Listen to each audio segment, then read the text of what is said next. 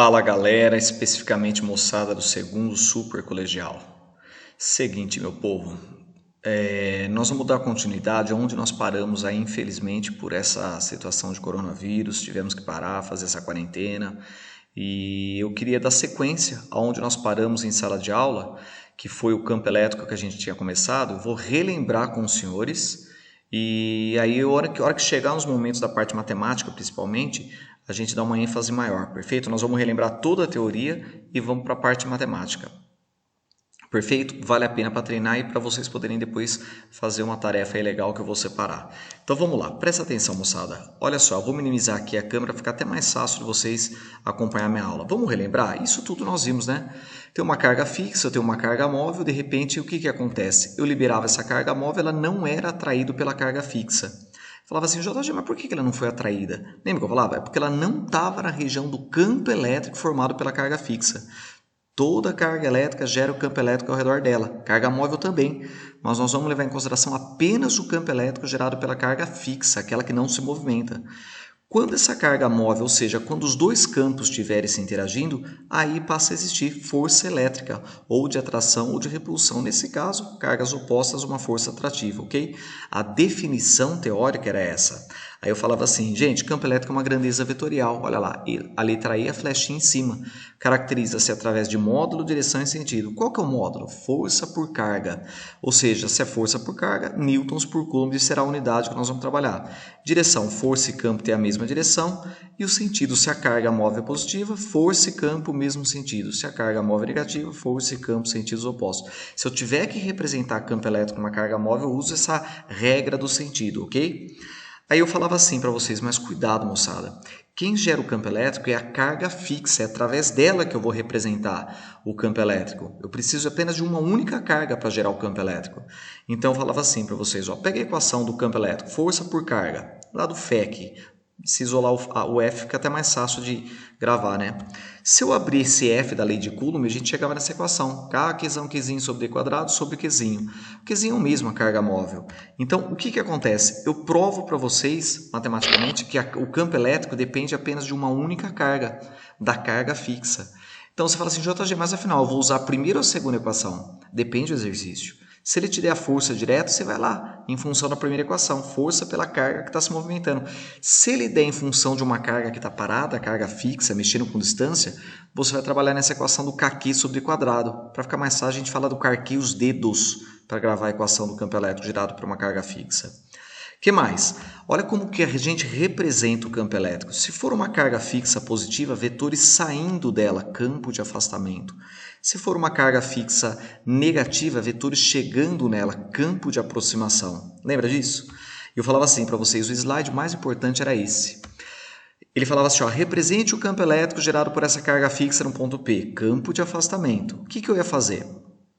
Eu vou pegar, na realidade, apenas esse vetor que está na horizontal, que é o vetor que está unindo o ponto à carga. Aí como que eu fazia mesmo? Jogava a origem do vetor no ponto, representava. É assim que eu represento.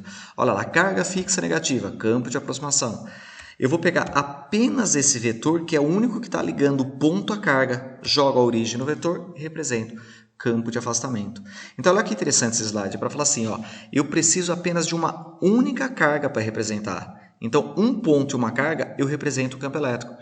É um assunto muito importante em vestibulares em termos de eletrostática, isso aí, moçada. Representar campo elétrico gerado por carga fixa. Então, dá um carinho especial para esse slide. Campo de afastamento na carga positiva, campo de aproximação na carga negativa. De repente aparecer isso aqui, ó. Represente o campo elétrico gerado por essas duas cargas nesse triângulo retângulo no ponto P. Olha lá, o ponto P ali na base, no ângulo de 90 graus.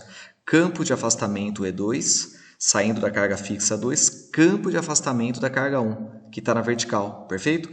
Vamos supor, ele só quer representar dois vetores unidos pela origem, faço a regra do paralelogramo, traça a paralela E1, traça a paralela E2, da origem até onde se encontrar as retas paralelas, eu tenho o campo resultante. Isso foi o que a gente tinha parado. Foi basicamente aí que a gente tinha parado antes da gente entrar em quarentena. Só que faltou a parte matemática que eu quero dar ênfase agora. Vamos supor, tá vendo esse exercício? Imagina que ele vai te dar os valores das cargas, te dá a constante eletrostática do vácuo, 9 vezes 10 elevado a 9 newton, metro quadrado, coulomb quadrado. e te dá as distâncias, perfeito? E ele fala assim, ó, calcula para mim o campo resultante, calcula, agora a parte matemática. Qual que é a ideia? Eu faço um carqueio os dedos, aqui da carga fixa 1 até o ponto P, acho o E1. K sobre D quadrado. Faço um carqueio os dedos da carga fixa até o ponto P, acho o campo elétrico E2. Eu vou achar um valor numérico, perfeito? Imaginem só que eu estou achando aqui, ó, o E1 deu 3 newtons por coulomb, o E2 deu 4 newtons por coulomb. Ele vai perguntar qual que é o E resultante. Aí é beleza, nós vamos fazer o quê? O teorema de Pitágoras, porque vai cair num triângulo retângulo, perfeito? É só usar Pitágoras e matar o exercício. Não tem erro, né? Tipo, aqui vale 3, aqui vale 4, aqui vai dar 5. Triângulo 3, 4, 5. Ah, pode ser 6, 8, 10 e assim sucessivamente. Vamos fazer Pitágoras e achar o campo resultante, perfeito? Agora olha que interessante, de repente ele vira e fala assim, ó, eu vou te dar duas cargas, imagina, eu tenho os valores, eu vou te dar um triângulo equilátero, eu te dou a distância também, e peço primeiramente para representar o campo elétrico no ponto P. Então vamos lá, representar campo de afastamento gerado pela carga 2, campo de afastamento gerado pela carga 1. E aí, da origem dos dois vetores até onde se encontrar as retas paralelas, vou fazer o paralelogramo, eu vou representar. Esse é o campo resultante. Primeira parte matou. E se ele pedir para calcular? Aí que tá. Cuidado, não é nenhum ângulo de 0 graus entre os dois vetores, eu não posso somar, nenhum ângulo de 180 graus, ou seja, mesma direção, sentidos opostos, não posso subtrair e também não posso fazer Pitágoras, não é uma situação em que o ângulo entre eles é de 90 graus. Ô JG, como que seria o ângulo entre eles, entre esses dois vetores? Você lembra que isso aqui é um triângulo equilátero. Se é equilátero em cada vértice 60 graus, aqui é 60 graus, aqui um OPV oposto pelo vértice vai ser 60 graus. Então, para achar o campo resultante, eu usaria a lei dos cossenos, cuidado, lei dos cossenos trocando menos pelo mais. Eu gosto de chamar de lei do paralelogramo, para não confundir com a lei dos cossenos, usado muito na matemática, perfeito? Aí eu mataria para achar o campo resultante. O campo resultante ao quadrado é um campo ao quadrado mais o outro ao quadrado mais duas vezes o campo 1, campo 2, o cosseno do ângulo entre os dois vetores. Nesse caso seria 60 graus, perfeito? Olha que interessante esse outro exemplo. Vamos supor ele falar, represente o campo elétrico resultante gerado por essas duas cargas no ponto P e depois calcula. Vamos representar? Campo de aproximação é uma carga negativa, a carga 2, então o vetor chegando nela. Campo de afastamento gerado pela carga 1. Faço a regra do paralelogramo. Traça a paralela 1, traça a paralela 2. Da origem até onde se encontrar as retas paralelas, ali está o campo resultante. Se eu tiver que calcular, o que eu faço? Aí eu vou usar novamente, primeiramente, achar o ângulo entre elas, né? Se é 60, 60 e 60 graus, para formar 180, quanto que está faltando aqui? 120 graus. Tenho que usar a lei dos cossenos, trocando menos por mais. Aí eu mataria o meu exercício. Perfeito? Essa é a maneira que nós representamos e usamos para calcular. Agora eu quero fazer exemplo com vocês. Exemplo para a gente treinar isso aí. Dá uma olhada nesse exercício. Por exemplo, ele vai falar assim, ó, nos vértices de um triângulo isósceles são fixadas 3 cargas pontiformes iguais. E ele dá os valores. Q1, 1 vezes 10 a menos 6 coulombs, ou seja, 1 microcoulomb. Q2, menos 2 vezes 10 a menos 6 coulombs. E Q3, 4 vezes 10 a menos 6 coulombs. O triângulo tem uma altura de 3 milímetros e essa base adesão vale 6 milímetros. Pergunta do exercício. Determine o módulo do campo elétrico no ponto médio da base em newtons por coulomb. E ele te dá a informação constante eletrostática, 9 vezes 10 elevado a 9, newton metro quadrado por coulomb ao quadrado. Já vão ficar atento, né? Por que ficar atento? Porque quem manda é a constante, né? Está em metros.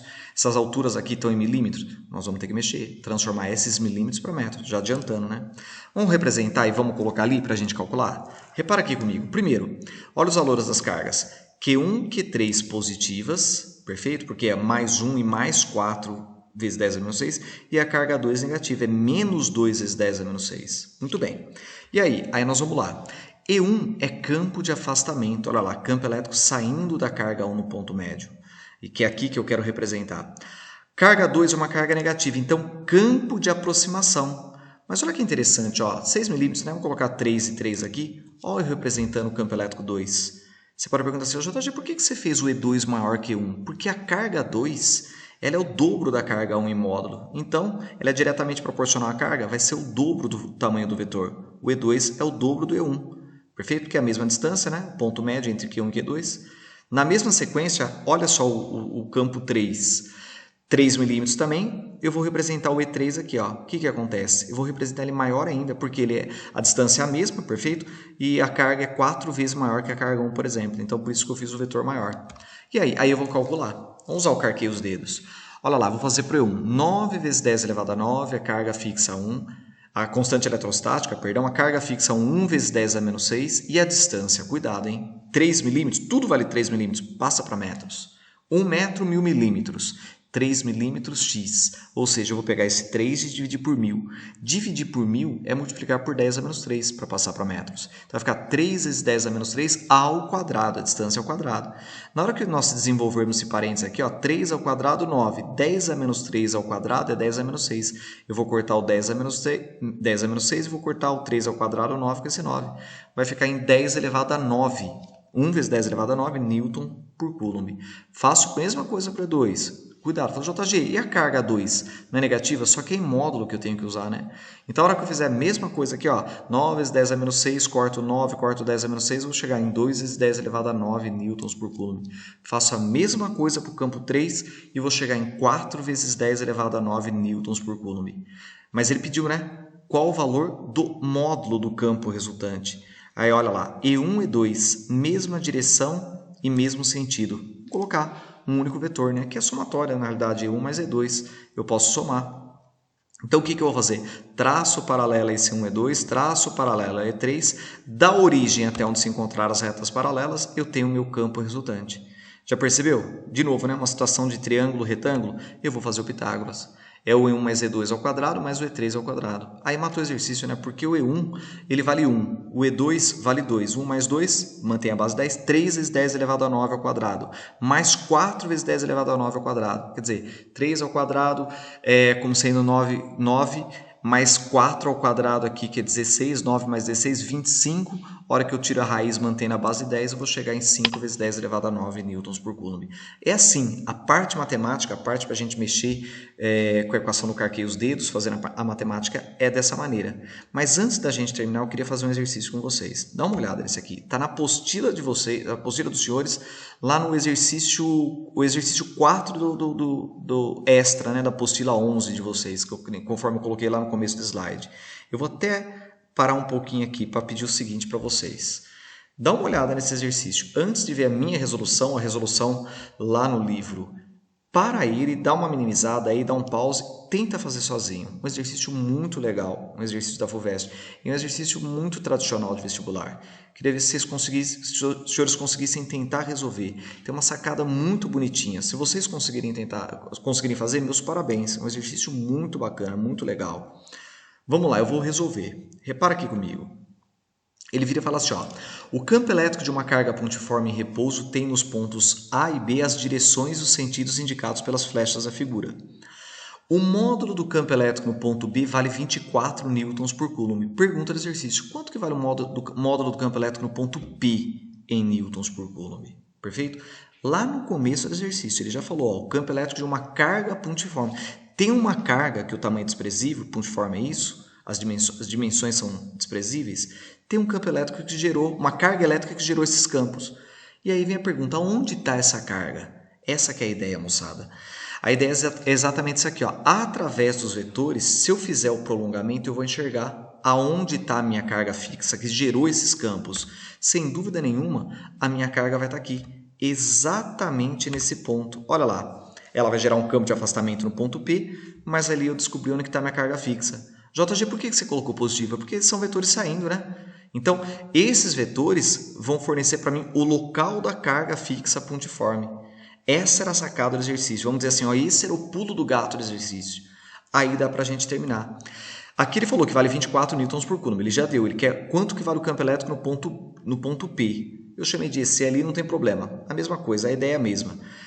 Pergunta é a seguinte, moçada. Se eu carquei os dedos que eu vou usar, kq sobre d quadrado, o que eu vou fazer? Esse kq é a mesma para todos os pontos ali. O que acontece? Não vai mudar a constante eletrostática nem a carga fixa. Então, repara aqui comigo, ó.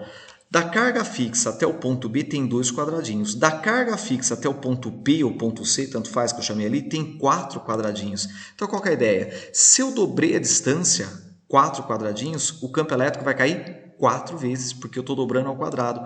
Então, o campo elétrico no ponto C ou no ponto P, que nem ele chamou, tanto faz, ele vai cair 4 vezes. Então, o que eu posso falar? O campo elétrico ali no ponto C ou no ponto P vai ser 1/4 do valor no ponto B, ou seja, 24 sobre 4, eu vou chegar em 6 newtons por coulomb. Essa é a ideia do exercício. Muito bonitinho, né?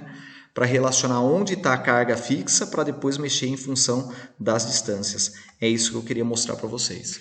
Moçada, essa é a ideia. Depois vamos passar uma lista de exercícios aí para vocês darem uma treinada em função de campo elétrico de uma carga fixa. É um assunto muito importante, ok? Espero ter ajudado os senhores. Um grande abraço e até a próxima.